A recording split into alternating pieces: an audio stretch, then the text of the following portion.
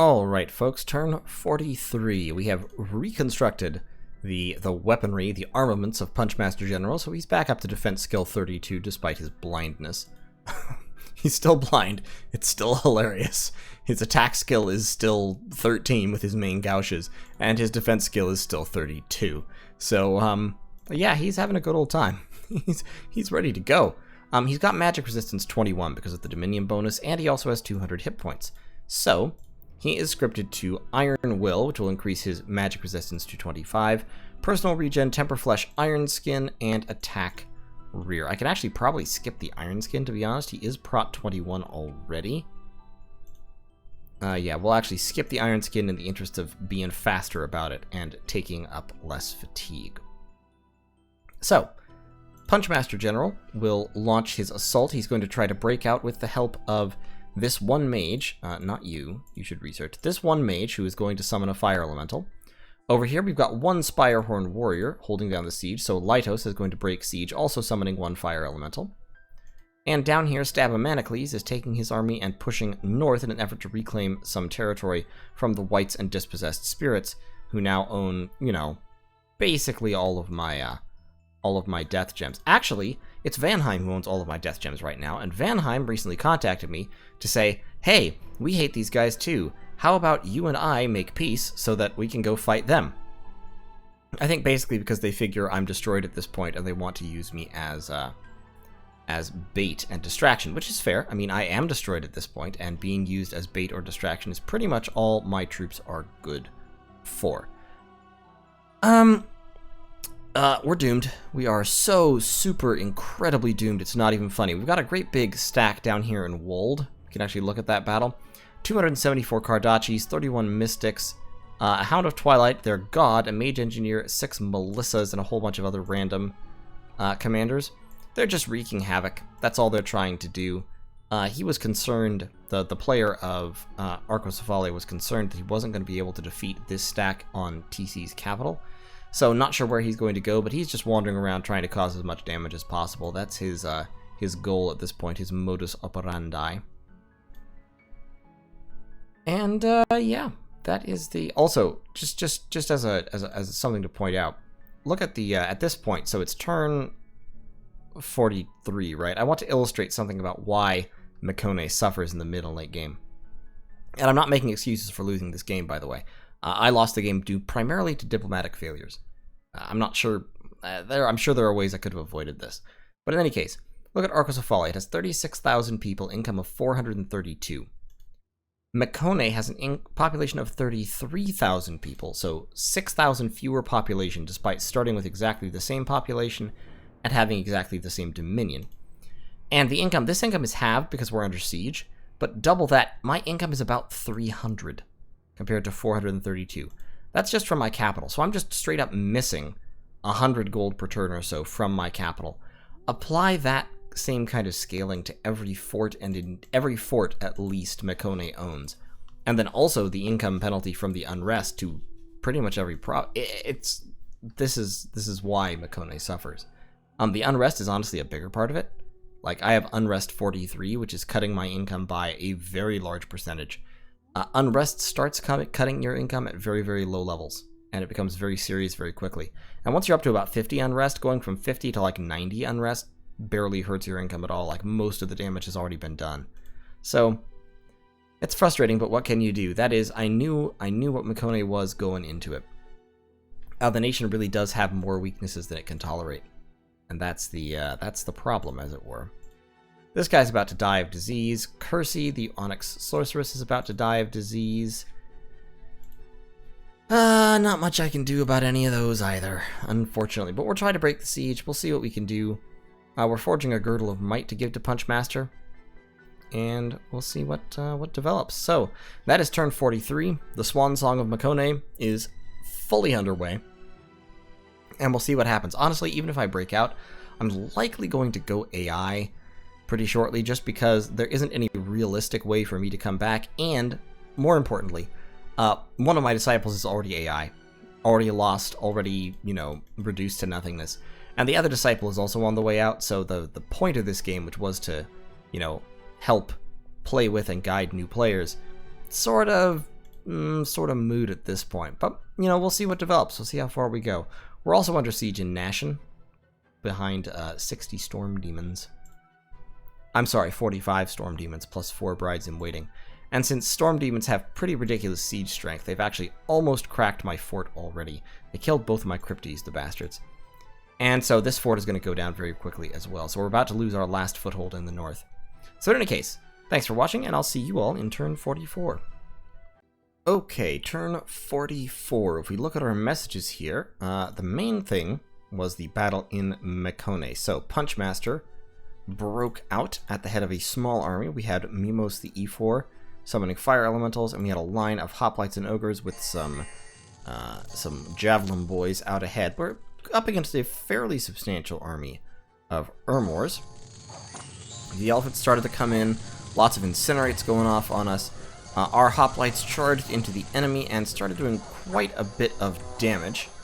They're also taking quite a bit of damage, unfortunately, especially from the Equite of the Sacred Shroud, who are fire and shock resistant, have attack skill and strength, and lance charges, all that stuff. Meanwhile, Punchmaster General has been enraged. So that's unfortunate. He did get his regeneration off first. Looks like he didn't get his, and he got his Temper Flesh. He didn't get Iron Skin. So he's doing okay, though. He's like, him being enraged is actually fine, to be honest. Nobody really cares. In the back, Mimos the E4 is now under attack by 4 guys, but he is regenerating. And so he's going to, he's just going to fight them with all of his might. My infantry, meanwhile, has made it to the other side and driven the enemy off. All that's left is 4 augurs. The troops who were attacking my poor defenseless E4 are retreating. And this fire elemental is now going to go in and kill these augurs. So overall, that actually went really well. Except for the fact that I lost all of my troops, of course, but what can I say? And Punchmaster General's still on the field as well. Who's still? There we go. So we killed somebody there. All right, and that was the battle. So we broke out. We did pretty good damage. Like I said, we lost most of our units. The Gigante Hoplites did okay, but not really measuring up to their cost. However, we did wipe out a lot of mages. 8 augurs, a mercenary captain, a centurion, and a flamen. So 9 mages all told, plus a war elephant commander. So I think that was Hannibal and his war elephants, and a whole bunch of units. So overall, job well done. Nashen has been breached and will be stormed, and there's nothing we can do about that. And in Titan's Steps, Stab of Manacles continues his march. So we're doing well. So Punchmaster and Stab of Manacles are going to move south. Periphas is going to also slip down this way.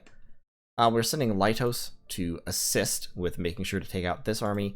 We're about to lose this fort. As I've said before, the game is actually over at this stage, but there's just not much we could do about it, to be honest. I mean, it is what it is. I'll keep fighting on for a little while. Punchmaster will go on a rampage. I think if Punchmaster dies again, I'll probably pack it in and go AI, just because it's not... some people have really strong feelings about never going AI. I don't. My opinion basically is I'm actually going to send Stab of Manacles up here to retake that gem income. My feeling about it is if there's really genuinely nothing left for you to do, you're just kind of prolonging the inevitable, and you might as well let the AI take over that for you, because the AI is actually pretty decent at annoying people and prolonging the inevitable a little bit. So,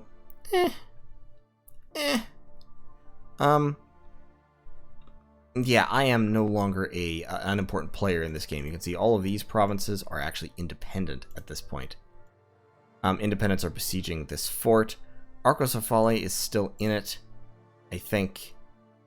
Where is he? Yeah, Arcosophale is still in it, but it's not going to be all that long, to be honest. I've defended my honor as well as I can. So like I said, a few more turns. We'll see if we can cause some more damage. If possible, we'll try to take back the bulwark and end on a high note. That would be nice. And if we could take back these provinces and get some death income back and do, I don't know, something with it. We've still got 1 Onyx Sorceress. So, we'll see. We'll see if maybe we can... Let's see if we can, like, I don't know, kit Punchmaster General out to be invincible and send him out to rampage a little bit. I don't think he's getting that heal that was talked about before anytime soon, because that army, I believe, is down here with the Melissas. So, yeah, I don't think he's getting healed. But that's okay. You know, it is what it is. So in any case, that's turn 44.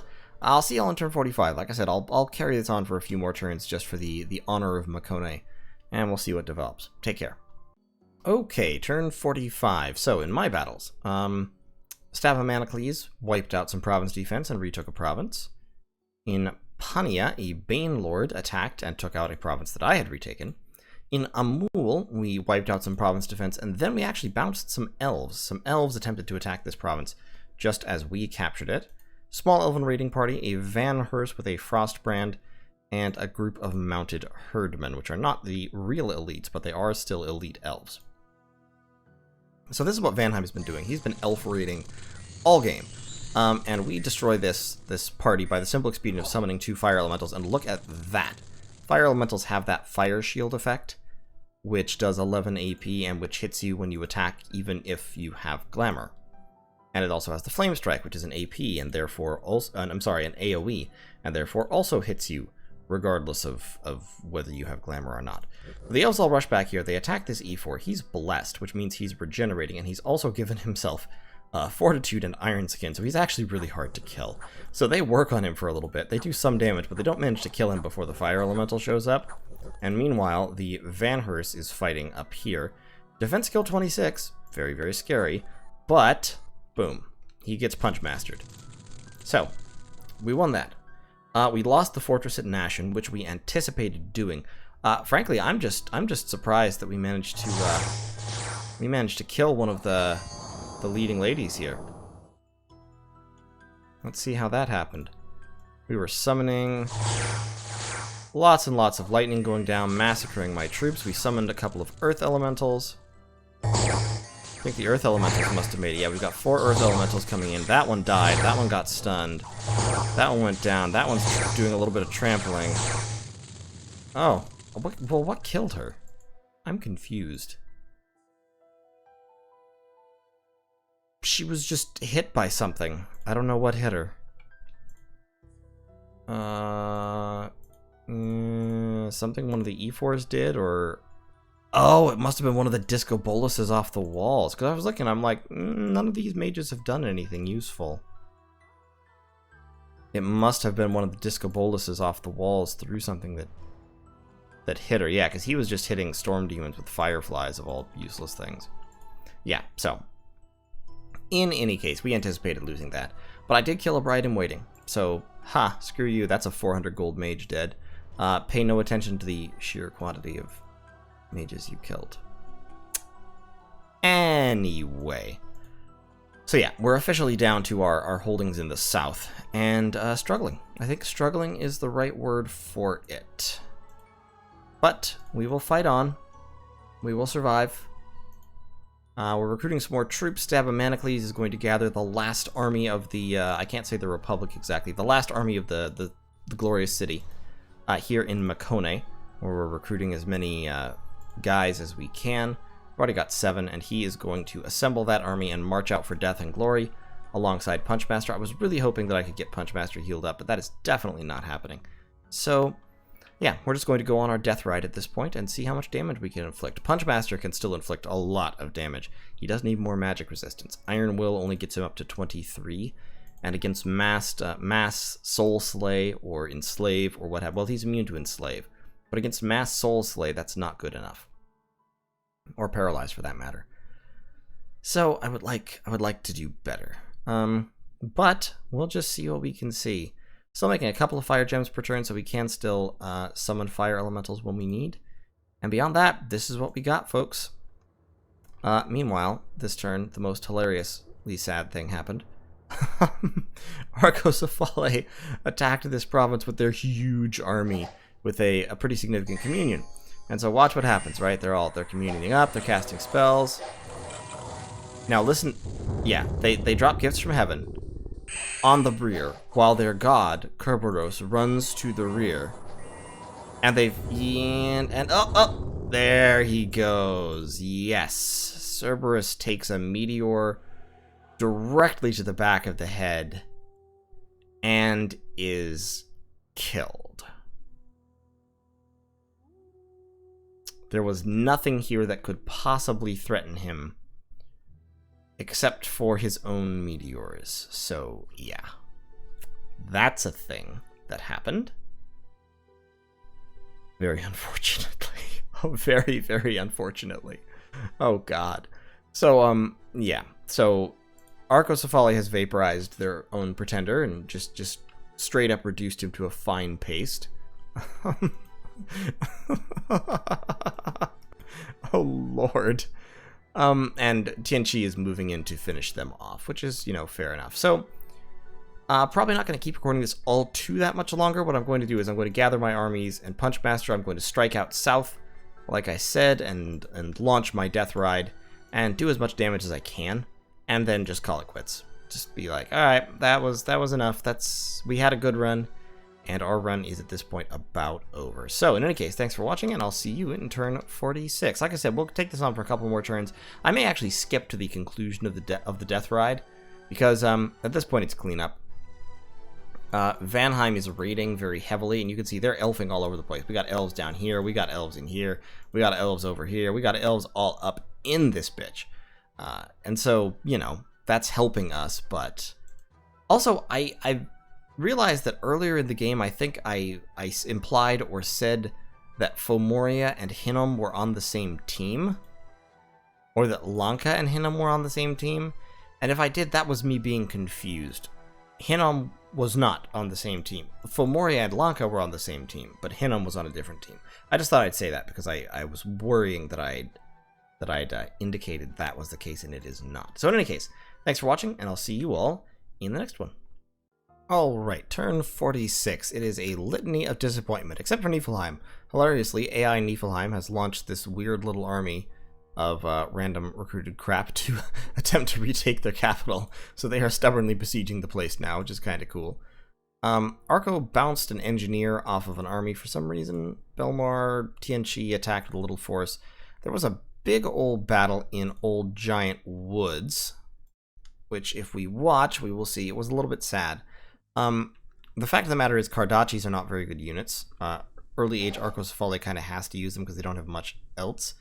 But Kardachis just are not great. They have low protection. Decent stats otherwise, but, well, low protection. And this communion back here cannot stand up against all of this. So, basically what happens here is Tianqi's army, Tianqi's mages are competed with, especially with, watch this, boom, whole bunch of units gone right there. So Tianqi's mages have competition from WarriorsofFaith. However, their troops do not. Tianqi's troops are vastly superior to Arco's, and so by that time, they got off that one cast of Gifts from Heaven, and if they'd been able to keep casting Gifts from Heaven, it could have been very effective. But by that time, so many of the Kardachis had already been massacred that the army actually routed, I believe, from army losses.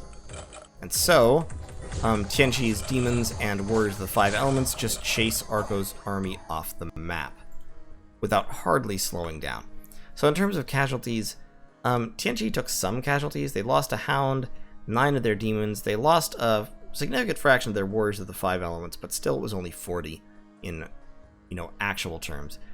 And yeah, Arco lost 200 Kardachis, primarily to those warriors of the Five Elements. Warriors of the Five Elements with that quickness plus they've got are absurd. They are very powerful. They also lost 5 of their mystics, and the Myrmidon champions, half of their Melissas, the commander. It was a rout. It was a bad scene. And so that army is, I believe, destroyed. Yeah, because they didn't have any friendly provinces to retreat to, so that whole army is gone. Which leaves us with, this whole thing. He summoned some forest trolls, so he's cast like Forest Troll Tribe or something. Fair enough, but it's all over but the crying. We already knew that, unfortunately. In Viveros, Punchmaster once again went in against the enemy and proved himself to be the punchiest and the masteriest. He's got one Gigante Hoplite with a limp supporting him. And he was going up against these Equite of the Sacred Shroud. They get their blessing, which isn't anything impressive. We already knew that. And they charge in, they kill the Hoplite, but that gives Punchmaster time to finish his buff cycle. He goes berserk, pushing his attack up to very high levels even though he's blind. That's still hilarious to me. That will never not be funny. that when Berserk, his attack is still obscene even when he's actually blind. And he just punches everyone to death, and then comes charging over here. Yeah, here we go. He actually gets paralyzed. And fun fact, apparently that I think he got fatigued out or something, and so that unberserked him, and then they all just turn tail and run. The survivors, having watched him punch their squadron of Equite protectors to death, they just went, I feel like we might not want to be here. I was attacked by a single earth gnome in Copper Canyons, which is kind of hilarious. And what else? Ah yes, in Titan's Steps I was attacked by a Banelord, and they wiped out my hoplites and made me run, and one of my Archons was assassinated. If we view that battle, we can see what the assassin was equipped with. He was equipped with an Amulet of the Dead, and so he made skeletons at me. Amulet of the Dead is the first and most effective early assassination item for this reason. You just make a skeleton per round, and in assassinations where the enemy mage is not scripted, making a skeleton per round works out fine. As you can see, he just gets overwhelmed. Even with his defensive buffs, eventually the skeletons do hit and inflict damage, and it grinds you down. And then he retreats, and if you retreat during an assassination, you die. So, that's that. So, Punchmaster is going to continue his rampage. We're going to head down here, try to retake these death gems. Stab of Manacles has gathered the final army of the City of Golden Marble. 32 hoplites and 12... It's not a very impressive... It's kind of a shit final army, but, I mean, we can only do what we can. Like, don't judge me. I'm doing my best here. And we're going to deploy fire gems with our fire mages. As many fire gems as we have, which, in other words, 5. We're going to deploy 5 fire gems. Give that to... actually, Euryales should be coming. Give it to that guy. And Mimos, give your gems to Euryales. And then give him your script as well. There you go. So we'll get these two guys up there summoning fire elementals.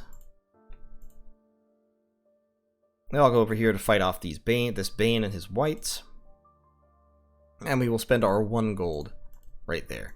Over here, recruitment is nothing because our income is 358. And Makone's income is 199, which is garbage, awful, sad.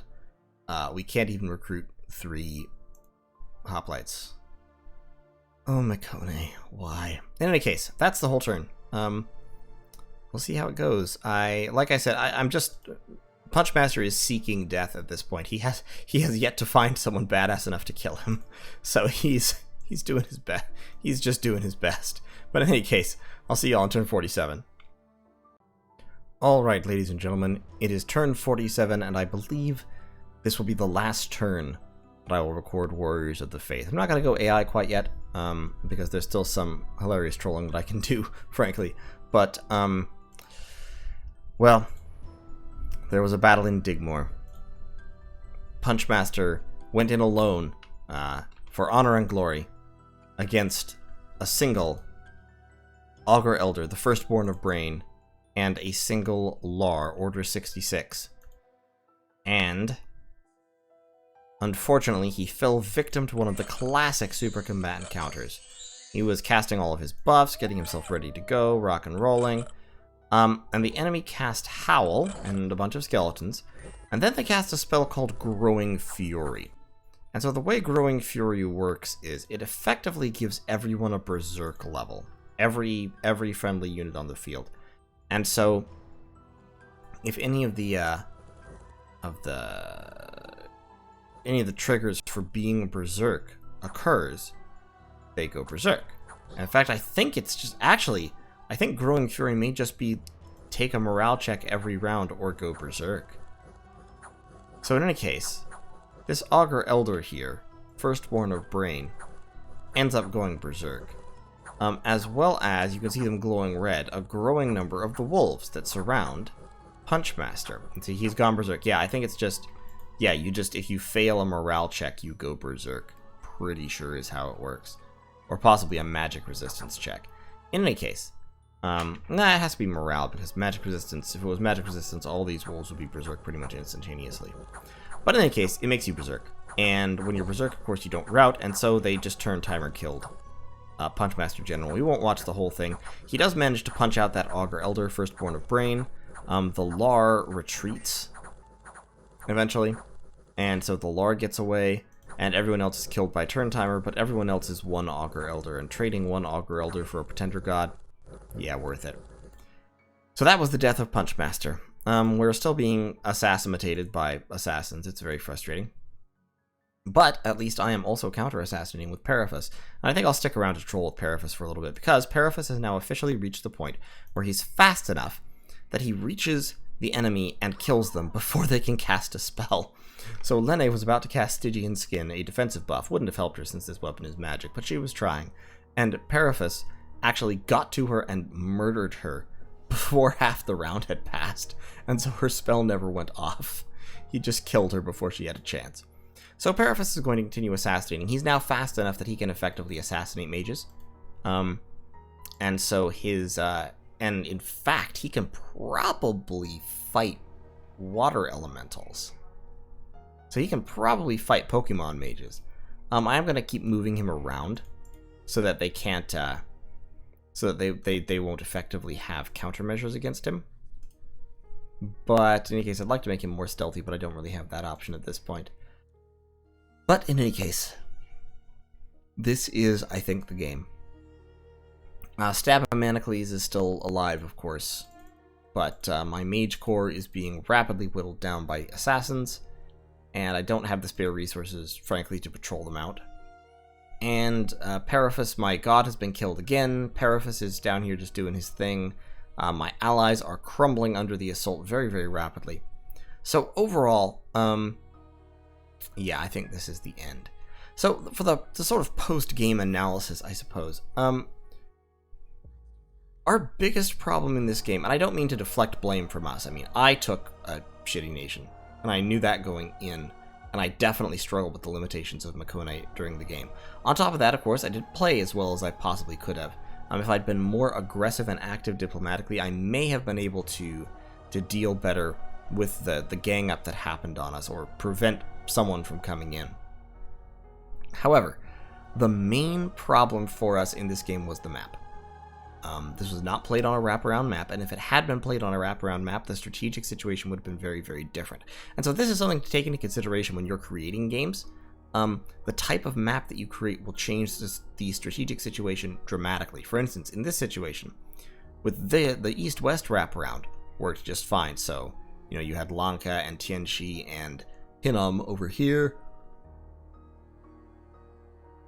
No, excuse me, had to yawn. All those teams were competing against each other in the normal way. But over here, Ermor, Kalem, and Ulm were all trapped against the edge of the map. So they honestly didn't have many directions to go except north, towards us. I was very centrally located. In a non-wraparound game, being centrally located makes you a target. Similarly, Niflheim was fairly centrally located. You may notice, Niflheim was the first one knocked out, and I've been fighting on two fronts for more than half of the total game time here. Team Blood, likewise, was pinned against the edge of the map. It was very, very bad for them, and it was a huge factor in why we were able to rush them down so aggressively early on, and effectively destroy them. I mean, and at this point, you can see Saromacia is being devoured by the Lanka Fulmoria team, and devoured very, very quickly. Saromacia itself is under siege. Baratos is still alive, I believe. Yeah, Baratos is still, I think, intact, but it's not going to go well for them. So these terrain, or rather lack of terrain, limitations kind of dictated how the game would go. We were always going to be fighting Team Blood, because they're up here, and they were close to us, and they are weak in the early game. And to be frank, this team fighting us was also probably almost inevitable, because I, specifically, was the person that this whole team had access to. I mean, they could fight on this front, and they did. They could fight on this front, which I don't think they really did at all. I think they made peace there. But the main thrust of their activity was always going to be Ulm, Calum, and then with support from Ermor, pushing north into my territory and Niflheim's territory. And to be honest, they haven't made much progress in the war. If you look at like the terrain they've taken, they took one fort, the Bulwark. They took these two forts from Niflheim, which were a little too far forward. So they took some forts, useful, and then they've taken a couple of provinces from me. But to be honest, what's probably going to happen here is Fomorier is going to move that army in and gobble up a good piece of my territory. And of course, Tianxi and Mechlin, with excellent timing, managed to move in, take Niflheim, and take all of this has gone to them. So they've carved off a very large slice of territory. Ermor has gotten up here raiding, of course, but they're not going to be able to keep that. And so it's definitely interesting. Definitely interesting. Yeah, it's one of the... I didn't think about it much until fairly late in the game, until it was really too late to solve the problem. The fact that being central in this location would really paint a target on my back. It was an interesting game, though. I wish I could say that I had a new appreciation for Makone, but I really don't, unfortunately. Makone's garbage. They're just not great. And like I said, please don't take this as me trying to deflect attention from my failings as a player, because I definitely could have played this better. But I was hampered by the fact that Makone is just bad. I think I've talked about this before, but if I was going to make Makone a functional nation, a better nation, first of all, I would get rid of the Fort Unrest. I would just straight remove the passive Fort Unrest generation. Maybe I'd leave the events that cause unrest in the fall linked to the Free Assassins. Those are kind of cool, but in general, unrest has such an incredibly outsized effect on income that you just can't justify a nation having a constant unrest generation like this. I mean, Phlegra has constant unrest generation, but it's tiny. It's minuscule compared to Makone's, and it doesn't hardly matter. On top of that, I would make at least one of their capital-only mages recruit anywhere, in any fort. Either the Polemarch or the Archon. If you the Archon, then you have effective battle magic, because the Archon has level 2 in something or level 3 in fire or earth. If the Polemarch, then you have Makone as a thug nation, which is a very interesting space for them to occupy. Polemarches ungeared can take province defense, and with fairly light gear they can be quite tough. It's very hard to make them invincible because they don't have the qualities, they don't have all the qualities of very, very high quality super combatants. But if you could recruit Polemarches in every fort, for one thing, you'd see more Basiliuses and you'd see more Elder Cyclops, since you could actually recruit them without losing out on Polemarches. And for another thing, you might see this army of thugs philosophy that no nation in the game really does at the moment. And I think that would be very, very interesting. I hope that's the way they go with Makone. I doubt they will, unfortunately. The fact of the matter is that Makone, as currently constituted, is a troop nation that relies on their very, very tough Giganti hoplites. But the fact is that tough, expensive troops simply cannot carry a nation. I mean, unless they're absurd. Like, the only nation that can successfully be carried by tough, expensive troops is Ashdod. And that's because their tough, expensive troops are Anakites, and Anakites are bonkers. And they're sacred. If Giganti hoplites were sacred, hell yeah. Absolutely. They would be ridiculously powerful. But they're not. There are no sacreds. And on top of that, just all the little things. The unrest. The fact that your mages are old and must be old. They can't stop being old, even if you take the bless that's designed to not make people old. The fact that your troops have no resistances, and so despite being big and tough and expensive, they get massacred by magic no matter what.